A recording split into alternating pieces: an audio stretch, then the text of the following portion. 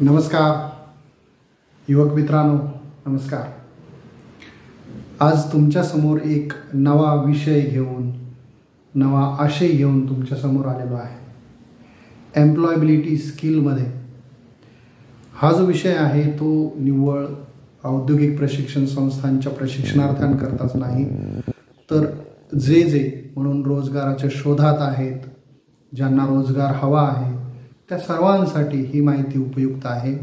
कारण employability skill असणं ही काळाची गरज आहे आणि त्यामध्ये एम्प्लॉयबिलिटी स्किलच्या अभ्यासक्रमामध्ये 21st सेंचुरीचा 21व्या शतकामध्ये आपल्याकडे कोणते प्रोफेशनल स्किल असावे याबाबतची काही माहिती, काही लेसन त्यामध्ये आहेत, त्याचा आपण आज अभ्यास करणार आहोत। Becoming a professional in the 21st century असं आपल्याला बघायचं आहे। आपण सिलेबसच्या मध्ये तिकडे काय आहे ते थोडंसं बघूया। तर जर तुम्ही पाहिलं की 21st सेंचुरीचे स्किल्स काय आहेत, कोणकोणते स्किल्स आपल्याला आवश्यक आहेत ते जर आपण पाहिले तर त्यामध्ये फंडामेंटल लिटरसीज, काही मूलभूत साक्षरता आपल्याला पाहिजे। साक्षरता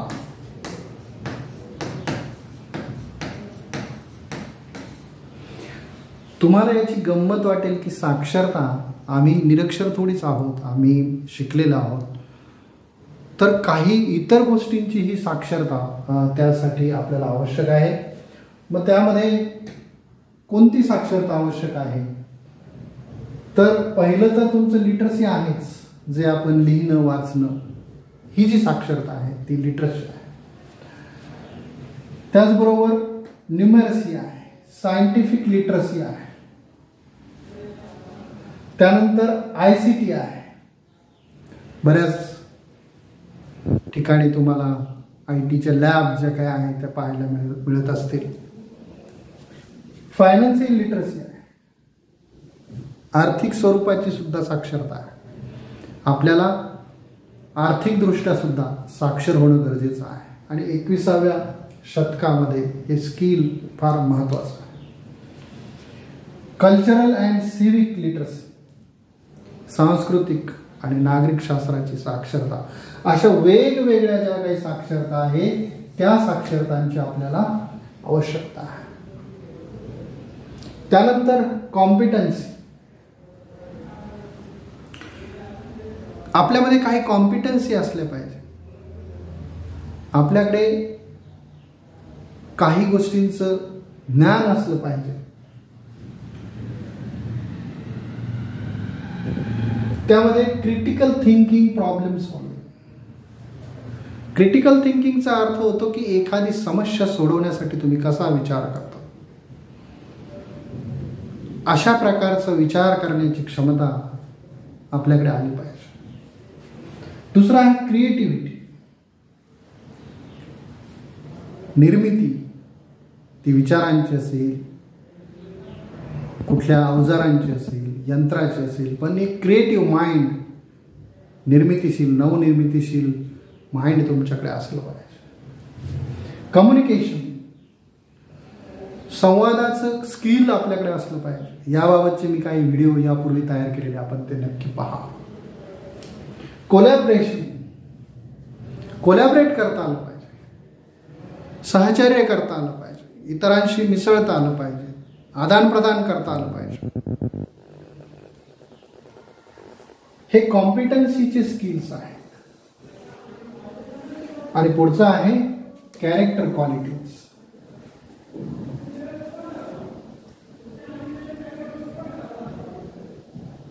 त्याचे काही गुण असतात। कॅरेक्टर निर्मिती होते, चारित्र्याची निर्मिती होते। कशात? तुम्हाला या क्वालिटीज येण्यासाठी curiosity, initiative, persistence, adaptability, leadership, social and cultural awareness या सर्व गोष्टींचं एकत्रीकरण होऊन आपल्याला या क्वालिटीज मिळत जातात. ही 21व्या शतकाची स्किल्स आहे, कौशल्य आहे. त्यांची नावं इंग्रजी असली तरी तुम्ही ते मराठीतून शोधा, गुगलचा उपयोग करा. क्युरियासिटीला काय म्हणायचं, इनिशिएटिव्हला काय म्हणायचं, क्वालिटीला काय म्हणायचं, हे सगळं तुम्ही जर शोधलं तर तुम्हाला 21व्या शतकातली ही जी काही स्किल्स आहेत ही स्किल्स समजतील. आणि मग आपल्याला पुढे जे काय आहे ते जायचं आहे ते आपण जाऊया.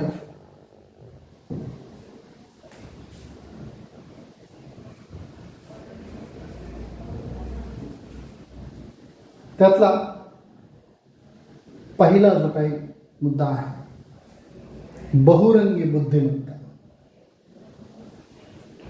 माणसाकडे बुद्धिमत्ता असते तर ती एका स्वरूपाची असून चालणार नाही, तर तुमच्याकडे बहुरंगी बहुविध प्रकारची बुद्धिमत्ता असली पाहिजे. असं म्हणतात की प्रत्येकाच्या मेंदूत 8 वेगवेगळ्या प्रकारच्या बुद्धिमत्ता असतात आणि त्या सर्व बुद्धिमत्तांचा जास्तीत जास्त वापर माणसाने केला पाहिजे. मुलांच्या आवडीनिवडी आणि निरीक्षणातून या बुद्धिमत्तांची झलक नक्की दिसते. 0 ते 6 वयोगटात मुलांचा मेंदू एखाद्या स्पंज सारखं काम करतो आणि मेंदू शिकण्याचं काम करत असतो. अशी बुद्धिमत्ता निसर्गाने दिलेली आहे, ती विकसित जी काय आहे ती करता येते. त्यानंतर आपण पुढे जाऊया. Multiple intelligence. या मल्टिपल इंटेलिजन्समध्ये काय काय गोष्टी येतात तर पिक्चर स्मार्ट. इकडे सुद्धा या माझ्या पाठीमागच्या चित्रामध्ये तुम्हाला इथे दिसत असेल पिक्चर स्मार्ट. इथे हे जे आहे ते पिक्चर स्मार्ट. व्हिज्युअल, आपल्याला जे चित्र दिसतं, ग्राफ दिसतो, चार्ट दिसतो, पॅटर्न दिसतो, हे समजण्याचं स्मार्टनेस या मल्टिपल इंटेलिजन्स मध्ये आपल्याला समजतं. त्यानंतर वर्ड स्मार्ट. पुढचा जो काही शब्द त्यामध्ये दिलेला आहे वर्ड स्मार्ट. वर्ड म्हणजे शब्द, वर्डचा अर्थ होतो शब्द. लिहिलेला, ऐकलेला, वाचलेला शब्द स्मरणे, त्याचा अर्थ समजणे, तो योग्य प्रकारे वापरता येणे, हा बुद्धिमत्तेचा एक भाग आहे. Logical smart. इकडे जे काय आहे तुम्हाला दिसत असेल logical smart, logic smart. Logic smart याच्यामध्ये कार्यकारण भावाचा विचार केला जातो. लॉजिक लावलं जातं, कशाने काय होईल, हे केलं तर काय होईल, ते केलं तर काय होईल, ते केलं तर हे झालं, हे नाही म्हणून ते, अशा स्वरूपाचा लॉजिकल स्मार्ट ही एक बुद्धिमत्ता आहे. Body smart.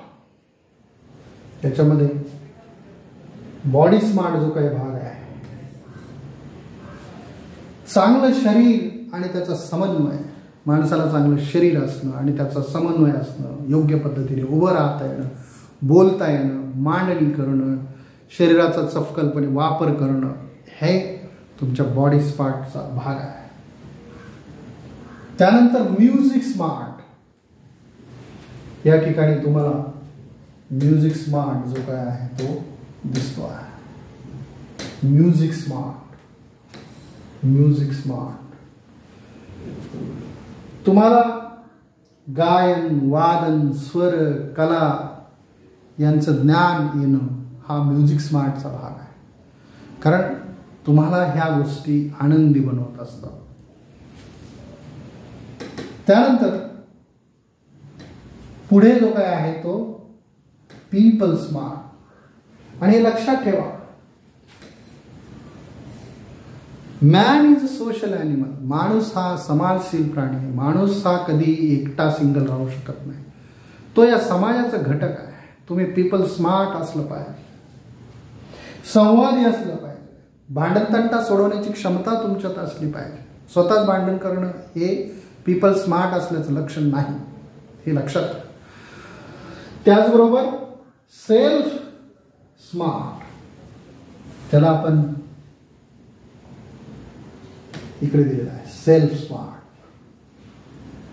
यामध्ये वनस्पती प्राणीशास्त्र याबाबतची पायाभूत माहिती तुम्हाला जी काही आहे ती असली पाहिजे. तुम्ही कुठल्याही प्रोफेशनमध्ये जा, परंतु मल्टिपल इंटेलिजन्सेस तुमच्याकडे असेल तर तुमचा सक्सेस होण्याचा रेशो जो काय आहे तो जास्त असतो. आपण हे समजून घेतलं पाहिजे. यानंतर स्वतःला ओळखा, नो युअर सेल्फ. आपण बऱ्याचदा बोलतो की मी त्याला ओळखतो, अमुक हे आहे. लक्षात ठेवा, माणसाने स्वतःला ओळखलं पाहिजे. संस्कृतमध्ये असं म्हणतात की कोहम, मी कोण आहे. स्वतःला ओळखा. Give time to yourself, स्वतःसाठी वेळ द्या. ऑब्झर्व युअर रुटीन्स, आपलं दैनंदिन जे काही काम आहे त्याचं निरीक्षण करा. यासाठी कोणी माणसं लावण्याची गरज नाही, it's a self. Identify your abilities, तुमच्या ॲबिलिटींचा शोध घ्या, तुमच्या क्षमतांचा शोध घ्या. आयडेंटिफाय युअर विकनेसेस, आपण सॉट ॲनालिसिसमध्ये पण ते पाहिलंय, अर्थात तो याचा भाग नाही. टू नो युअर सेल्फ, स्वतःला ओळखायचं असेल तर तुमचे विकनेसेस काय आहे, विकनेसेस आपल्याला समजले की आपल्याला त्यावरती ओव्हरकम करता येतं. फोकस ऑन युअर माइंड, स्वतःच्या मनावर केंद्रित करा. समर्थ रामदासांनी म्हटलेलं आहे की मन करारी प्रसन्न. नेमकं मला आता आठवत नाही या क्षणाला, परंतु ती ओळ अशी आहे की मन करारी प्रसन्न सर्व सिद्धीचे कारण. माझ्याकडून संदर्भ चुकू शकतो, पण ही लाईन माझ्या लक्षात आहे. नेमका कोणाच्या या ओळी आहे, मन करारी प्रसन्न सर्व सिद्धीचे कारण. फोकस ऑन युअर माइंड, मनावर लक्ष केंद्रित करा. गेट अदर्स ओपिनियन, इतरांचा सल्ला घ्या, त्यांची मतं ऐकून घ्या. त्यांच्या सल्ल्याने वागा असं नाही, पण ऐकून घ्या. Know yourself. आणि ऑब्झर्व युअर सक्सेस फेल्युअर. यश जसं मोजता येईल तसंच अपयशाचं मूल्यमापन स्वतःच केलं पाहिजे. अपयशाचं मूल्यमापन करा. फेल्युअर का झालं, फेल होण्याची कारण काय, निर्णय चुकण्याची कारण काय, हे स्वतःशी तपासा. Know yourself. पुढचा आहे व्यवहार आणि दृष्टिकोन. दोन शब्द आहे, व्यवहार आणि दृष्टिकोन. ॲटिट्यूड अँड ह्युमन बिहेवियर, या दोन गोष्टींना नीट समजून घ्या. तुमचा दृष्टिकोन काय आहे, कुठल्या दृष्टिकोनातून तुम्ही काय करत असता हे नीट समजून घ्या. बिहेवियरल स्किल्स, आपण म्हणतो ना तुझं बिहेव चांगलं नाही, तुझं वर्तणूक चांगलं नाही, तर या वर्तणुकीच्या संदर्भातले काही स्किल्स असले पाहिजे. त्यातलं पहिलं स्किल इकडे दिलेलं आहे की कम्युनिकेशन स्किल. पहिलं स्किल दिलेलं आहे communication. Include speaking skills, listening skills, body language and writing skills. How we communicate can make or break our relationship with others. फार महत्वाचं मुद्दा आहे की तुमच्याकडे असलेलं स्पीकिंग, बोलण्याचं, ऐकण्याचं, बॉडी लँग्वेज, लिहिण्याचं, हे जे काही कौशल्य आहे ते तुम्ही सकारात्मक अंगाने इम्प्रूव्ह केलं पाहिजे. जर याच्यामध्ये गॅप असेल, चुकीचं असेल, तुमचं कम्युनिकेशन प्रॉपर नसेल, तर त्याने म्हटलेलं आहे की communicate can make or break our relationship.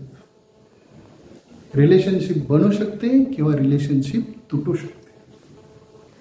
म्हणून हे बिहेवियरल स्किल जे काय आहे ते अतिशय महत्वाचं आहे. पुढचं जे काही स्किल आहे self improvement. Self improvement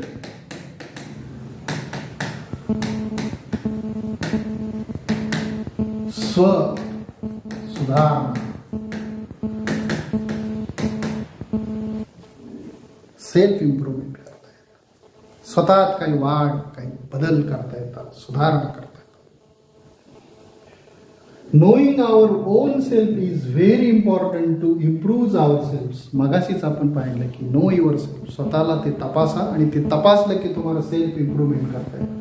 self improvement is a skill we use to continuously make our self better at what we do. आपण जे करीत आहोत त्यामध्ये अधिक चांगलं करण्याची क्षमता आपल्याला सेल्फ इम्प्रूव्हमेंटमुळे मिळत असते. टाइम मॅनेजमेंट, पुढचा मुद्दा आहे time management. These skills can help you organize your work efficiently so you can complete your task on time. वेळेचं व्यवस्थापन करा आणि असे केल्यामुळे तुम्ही जे काम करीत आहात ते काम वेळेत पूर्ण करण्याचं क्षमता, बिहेवियरल स्किल्स तुमच्यामध्ये येईल. त्यानंतर पुढचं स्किल आहे conflict resolution. Conflict happens when two people do not agree or have a fight over something. Conflict, संघर्षाची परिस्थिती निर्माण होते जेव्हा दोन माणसं एखाद्या मुद्द्यावरती ॲग्री नसतात, सहमत नसतात. अनेकदा या मुद्द्यावरून भांडण होतं. मग तो मुद्दा कॉन्फ्लिक्ट रिझॉल्युशन, ते सोडवण्याचं कौशल्य, हे बिहेवियरल स्किलचा भाग आहे. डिसिजन मेकिंग, असं म्हणतात की निर्णय घेता न येणं ही अतिशय मोठा दोष आहे. निर्णय घेता न येणं हा अतिशय मोठा दोष आहे. निर्णय घेता न येणं यापेक्षा चुकीचा का होईना निर्णय घेणं कधीही फायद्याचं ठरतं, कारण चुकीचा निर्णय चुकला तर परत त्यात सुधारणा करता येते. पण निर्णयच घेतला नाही तर काही होणार नाही. म्हणून डिसिजन मेकिंग, डिसिजन घ्यावा लागतो. याचा अर्थ असा नाही की प्रत्येक वेळेला चुकीचाच निर्णय घ्या, पण निर्णय घेता आला पाहिजे. When we have many good options it is hard to decide. जेव्हा एकापेक्षा अधिक ऑप्शन तुम्हाला चांगले असतात त्यावेळेला निर्णय घेताना पंचायत होत असते.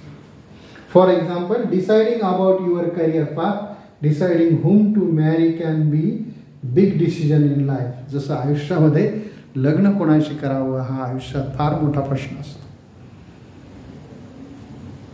एक उदाहरण दिलं, प्रॉब्लेम सॉल्विंग, प्रश्न सोडवणं. A person who can solve problems will has a great gift in life.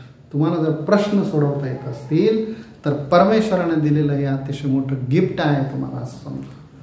आणि या गोष्टींच्या मधून हे जे काही बिहेवियरल स्किल्स आहेत, या बिहेवियरल स्किल्सच्या मधून तुम्ही जे काय आहे ते शिकत जात असतात. हे आपण शिकत जातो. मग क्रिटिकल थिंकिंग काय आहे? हे बिहेवियरल स्किल्स आपण पाहिल्यानंतर आपल्याला पुढचा मुद्दा बघायचा आहे क्रिटिकल थिंकिंग. क्रिटिकल थिंकिंग काय आहे? क्रिटिकल थिंकिंग म्हणजे विचार करणं. तर तसा अर्थ तुम्ही घ्या, त्याचबरोबर तुम्ही असाही घेऊ शकता, क्रिटिकल थिंकिंग म्हणजे समस्या सोडवणे, समस्या सोडवणे. Critical thinking is a way of thinking to solve a problem. It helps us to find out if something told to us is the truth or not. एखादं सत्य हे सत्य आहे की नाही हे सुद्धा आपण क्रिटिकल थिंकिंगने फाइंड आउट करू शकतो, शोधू शकतो. किंवा एखादी समस्या निर्माण झाली तर त्या समस्येला सोडवण्यासाठी सुद्धा तुम्ही क्रिटिकल थिंकिंग जे काय आहे याचा विचार करू शकता. क्रिटिकल, कधी कधी मराठी आपण शब्द वापरतो की गुंतागुंत. एखादा प्रश्न हा गुंतागुंतीचा असेल तर तो गुंतागुंतीचा विचार करून आपल्याला ती समस्या सोडवता येते. याला क्रिटिकल थिंकिंग असं आपण ढोबळ सोपं करून तुम्हाला मी सांगतो. एखादी समस्या सोडवण्यासाठी विचार करण्याची जी पद्धत आहे तिलाच आलोचनात्मक चिंतन, हा खूप बोजड शब्द वाटतो. आलोचनात्मक चिंतन, क्रिटिकल थिंकिंग, आलोचनात्मक चिंतन. पण समस्या सोडवण्यासाठी, प्रश्न सोडवण्यासाठी आपण काही विचार करत असतो. तो विचार करण्याची जी काही गोष्ट आहे तिला आपण क्रिटिकल थिंकिंग असं म्हणतो. आणि क्रिटिकल थिंकिंग केल्यामुळे आपल्याला helps to improve decision making. Critical थिंकिंगमुळे आपल्याला निर्णय घेता येतो. प्रॉब्लेम सॉल्विंग ॲबिलिटी निर्माण होते.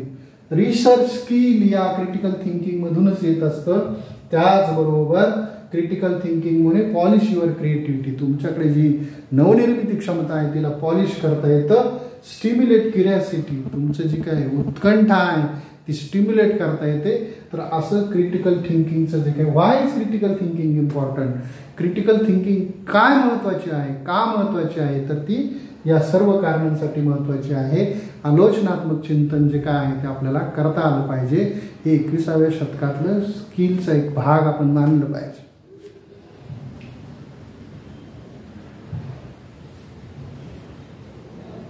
डिसिजन मेकिंग, मगाशी पण मी तुम्हाला सांगितलं की बिहेवियरल स्किल्सच्या मध्ये decision making is a process of choosing between 2 or more options. जेव्हा तुम्हाला 2 किंवा 2पेक्षा अनेक ऑप्शन्स असतील तेव्हा योग्य ऑप्शन निवडणं, योग्य पर्याय निवडणं, याला आपण डिसिजन मेकिंग असं म्हणतो. आणि मगाशी पण मी सांगितलं की निर्णय जो काय आहे तो निर्णय घेता आला पाहिजे. आणि आयडेंटिफाय द प्रॉब्लेम, तो निर्णय कसा घेता येतो, तर identify the problem, then generate option, पहिल्यांदा प्रश्न काय आहे तो समजून घ्या, शोधून काढा, ऑप्शन काय आहे, त्यानंतर सिलेक्ट बेस्ट ऑप्शन, 4 ऑप्शन असतील तर त्यापैकी एक ऑप्शन तुम्ही निवडा. इम्प्लिमेंट डिसिजन, निर्णय घ्या. Evaluate and learn from decision, आणि निर्णय घेतल्याच्या नंतर त्या निर्णयाचं विश्लेषण करा आणि तो जो काही डिसिजन आहे त्याच्यातून काहीतरी तुम्ही शिका. हे जे काय आहे ते आपल्या या डिसिजन मेकिंगच्या मध्ये अतिशय महत्त्वाचं असतं. तर